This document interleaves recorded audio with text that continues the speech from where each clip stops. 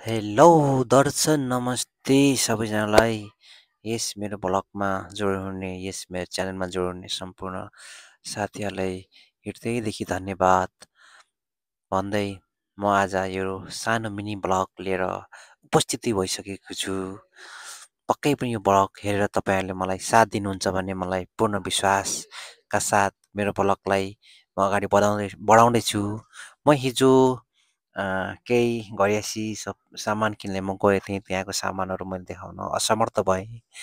सामान किनिसकेपछि म केही मेरो अब अफिस जाने काम पर्थ्यो। अफिस गएँ। अफिसको पनि मैले भिडियोहरू बनाउन सकिनँ किनभने यहाँको कानुन अनुसार चल्नुपर्ने हुन्छ। त्यसै कारणले गर्दाखेरि अफिसको काम सकिसकेपछि हामी फेरि यो ढुङ्गा अथवा के भन्छ यसलाई बल, गाइस मलाई भन्न आएन, तपाईँहरू भन्छन् कमेन्ट गरिदिनुहोस् होला यो के हो, यो कुन गेम हो। यो बल हान्ने भनेर हामी गएको थियौँ। त तपाईँहरू देख्न सक्नुहुन्छ पुरै प्याक छ, फुल छ, इभेन्ट रहेछ। इभेन्ट कारणले गर्दाखेरि हामीले हान्न पायौँ। त्यसपछि हामीले फेरि सल्लाह गऱ्यौँ कि पुल हान्ने। हामी पुल खेल्ने सल्लाह गऱ्यौँ र पुल हामी खेल्यौँ, इन्जोय गऱ्यौँ, रमाइलो गऱ्यौँ, मजा पनि भयो।